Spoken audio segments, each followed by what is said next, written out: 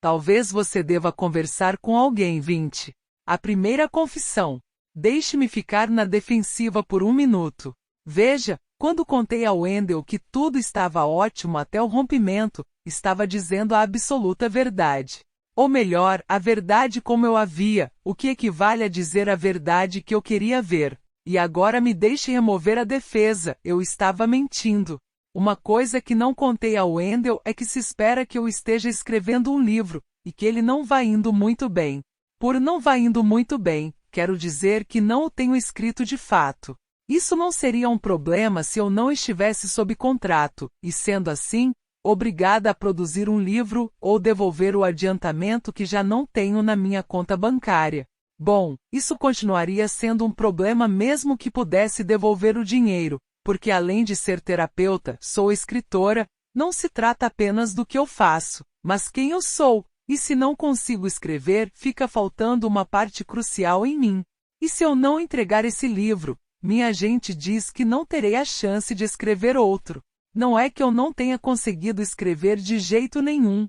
Na verdade, durante o tempo em que eu deveria estar escrevendo meu livro, estava elaborando e-mails fabulosamente espirituosos e sedutores para o namorado, dizendo o tempo todo a amigos e familiares, e até a ele, que estava ocupada escrevendo o livro. Eu era como o jogador enrustido que toda manhã se veste para ir trabalhar, despede-se da família com um beijo e dirige até o cassino, em vez de ir para o escritório.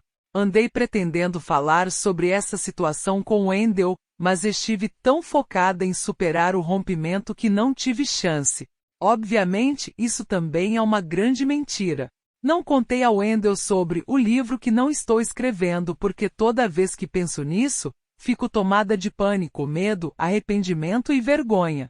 Sempre que a situação me vem à cabeça, o que acontece constantemente, como diz Fitzgerald, numa noite realmente sombria da alma, são sempre 3 da manhã, dia após dia. Meu estômago contrai-se e me sinto paralisada.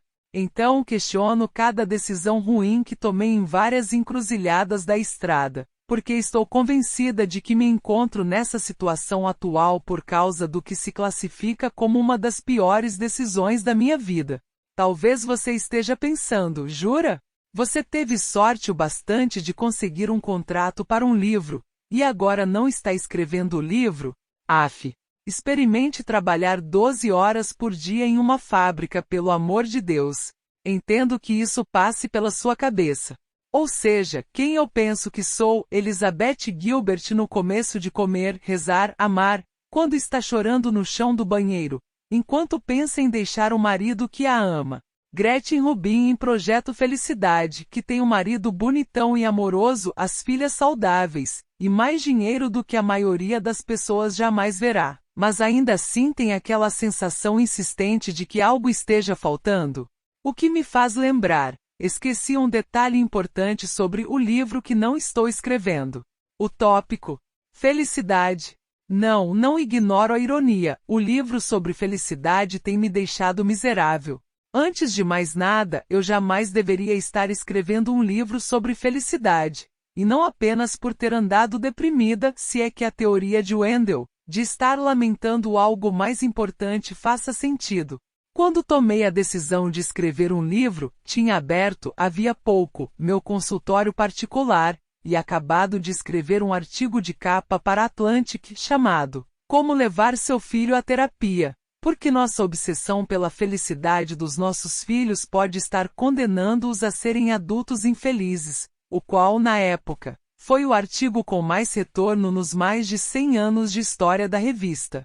Falei sobre ele em rede nacional de televisão e rádio. A mídia ao redor do mundo procurou-me para entrevistas e da noite para o dia, passei a ser especialista em parentalidade. Logo em seguida, os editores queriam a versão em livro de Como Levar Seu Filho à Terapia. Quando digo queriam, quero dizer que eles me propuseram, não sei de que outro jeito dizer isso, uma soma estonteante de dinheiro. Era o tipo de quantia com a qual uma mãe solteira como eu só podia sonhar. O tipo de quantia que proporcionaria à nossa família, de um único provedor, um respiro financeiro por um bom tempo. Um livro como esse teria levado a palestras, as quais gosto de ministrar, em escolas pelo país e a um fluxo regular de pacientes, o que teria ajudado, já que eu estava começando. O artigo foi até considerado para uma série televisiva, que poderia ter sido feita caso houvesse um best-seller para acompanhá-la. Mas quando tive a oportunidade de escrever a versão em livro de Como Levar Seu Filho à Terapia, um livro que poderia, potencialmente, mudar todo o cenário do meu futuro financeiro e profissional, eu disse com uma surpreendente falta de previsibilidade: muito obrigada, é muita gentileza, mas prefiro não aceitar. Eu não tinha tido um AVC. Simplesmente disse não. Disse não porque parecia haver algo de errado naquilo. Sobretudo, eu não achava que o mundo precisava de outro livro supervisionando a parentalidade. Dezenas de livros inteligentes e sensíveis já tinham tratado da parentalidade excessiva por todos os ângulos concebíveis. Afinal de contas, há 200 anos o filósofo Johann Wolfgang von Goethe sintetizou esse sentimento. Um número enorme de pais e mães dificultam a vida para os filhos tentando, com um excesso de cuidado, facilitá-la para eles. Mesmo na história recente 2003, para ser exata, um dos primeiros livros modernos sobre parentalidade excessiva, adequadamente intitulado Preocupados o Tempo Todo, colocou-a da seguinte maneira: as regras fundamentais para uma boa parentalidade, moderação, empatia e adequação de temperamento com o filho, são simples e não propensas a serem aperfeiçoadas pelas últimas descobertas científicas. Eu mesma, como mãe, não estou imune à ansiedade parental. Na verdade, escrevi meu artigo original com a esperança de que ele fosse útil para pais do mesmo modo que uma sessão de terapia poderia ser. Mas se extraísse um livro dali para alcançar popularidade comercial e me juntar às hordas de especialistas do Instagram, acreditava que me tornaria parte do problema. O que os pais precisavam, a meu ver, não era de mais um livro sobre como deveriam se acalmar e fazer uma pausa. O que precisavam era de um verdadeiro afastamento da enxurrada de livros sobre parentalidade. Mais tarde, a revista The New Yorker apresentou uma peça de humor sobre a proliferação de informações sobre parentalidade, dizendo que a essa altura, outro livro seria simplesmente cruel. Muito semelhante a Bartleby, o escrevente, e com resultados igualmente trágicos, eu disse: prefiro não fazer.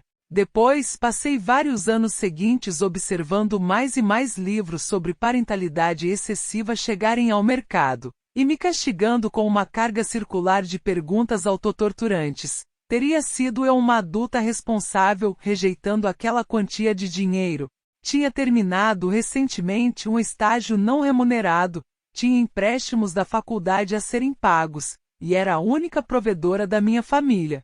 Por que não poderia simplesmente escrever rápido livros sobre parentalidade, colher os frutos profissionais e financeiros e seguir meu caminho feliz? Afinal de contas, quantas pessoas tinham o luxo de trabalhar apenas com o que mais lhes interessava? O arrependimento que senti por não ter feito o livro era agravado pelo fato de continuar a receber, semanalmente, correspondência de leitores e perguntas em palestras sobre o artigo Como Levar Seu Filho à Terapia. Vai sair um livro? Era o que me perguntavam frequentemente.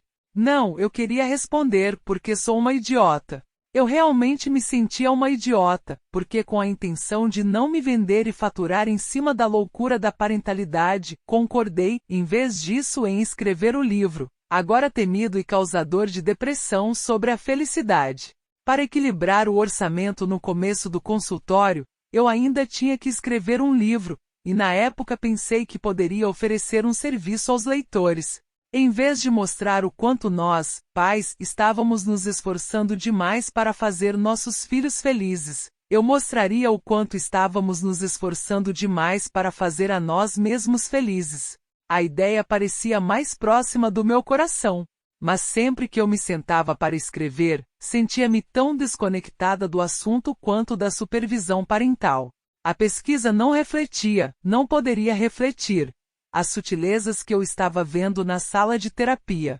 Alguns cientistas tinham chegado a apresentar uma complexa equação matemática para predizer a felicidade, baseada na premissa de que a felicidade deriva não do quanto as coisas transcorrem bem, mas se elas vão melhor do que o esperado. A aparência é esta. Felicidade, T igual W0 mais W1, TJCRJ mais W2, TJEVJ mais W3, TJRPEJ igual 1, J igual 1, J igual 1, tudo reduzindo-se a felicidade equivale à realidade menos as expectativas. Aparentemente é possível fazer as pessoas felizes dando-lhes más notícias e depois desdizendo-as, o que pessoalmente só me deixaria furiosa. Ainda assim, eu sabia que poderia reunir alguns estudos interessantes, mas senti que estaria ficando apenas na superfície de alguma outra coisa que queria dizer, mas não conseguia determinar. E na minha nova carreira e de maneira geral na minha vida, ficar na superfície já não parecia satisfatório. É impossível passar por uma formação psicoterapêutica e não sair mudada de alguma maneira, não passar a se orientar, mesmo sem notar, para o cerne. Disse comigo mesma que não tinha importância. Simplesmente escreva o livro e fique livre disso. Eu já tinha estragado as coisas com o livro sobre parentalidade. Não poderia estragar também o livro sobre felicidade. E, no entanto, dia após dia, não conseguia me levar a escrevê-lo. Exatamente como não conseguia me levar a escrever o livro sobre parentalidade. Como tinha, de novo, chegado a esse ponto? Na faculdade, costumávamos assistir a sessões de terapia através de espelhos falsos, e às vezes, quando eu me sentava para escrever o livro sobre felicidade, pensava sobre um paciente de 35 anos que tinha observado. Ele tinha procurado terapia porque amava demais a esposa, sentia-se atraído por ela, mas não conseguia deixar de traí-la. Nem ele nem a esposa entendiam como seu comportamento poderia estar tão em desacordo com o que ele acreditava querer: confiança, estabilidade, intimidade. Em sua sessão, ele explicou que detestava a turbulência que o fato de ser infiel provocava em sua esposa e em seu casamento, e sabia que não era o marido ou pai que queria ser. Falou por um tempo em como queria desesperadamente parar de trair, e como não fazia ideia do motivo de continuar fazendo. O terapeuta explicou que, com frequência, diferentes partes do nosso íntimo querem coisas distintas, e se silenciamos as partes que consideramos inaceitáveis, elas encontrarão outras maneiras de se fazerem escutar. Ele pediu ao sujeito que se sentasse em uma outra cadeira, do outro lado da sala, e visse o que acontecia quando a parte nele que escolhia trair não era posta de lado, mas ganhava o direito de se pronunciar. No início, o pobre sujeito ficou perdido, mas gradualmente começou a dar voz ao seu eu escondido, a parte que incitava o marido amoroso e responsável a assumir um comportamento autodestrutivo. Ficou dividido entre esses dois aspectos de si mesmo, exatamente como eu estava dividida entre a parte de mim que queria prover para minha família, e a parte de mim que queria fazer algo significativo, algo que tocasse minha alma e, com sorte, também a de outras pessoas. O namorado entrou em cena bem a tempo de me distrair dessa batalha interna. E depois que ele se foi, preenchi o vazio espionando pelo Google, quando deveria estar escrevendo. Muitos dos nossos comportamentos destrutivos nascem de um vazio emocional, que clama por algo que o preencha. Mas agora que o Wendell e eu tínhamos conversado sobre parar de bisbilhotar o namorado pelo Google, sinto-me responsável. Não tenho desculpa para não me sentar e escrever esse livro sobre felicidade que causa tormento. Ou, pelo menos, contar ao Wendell a verdade sobre o caos em que estou metida.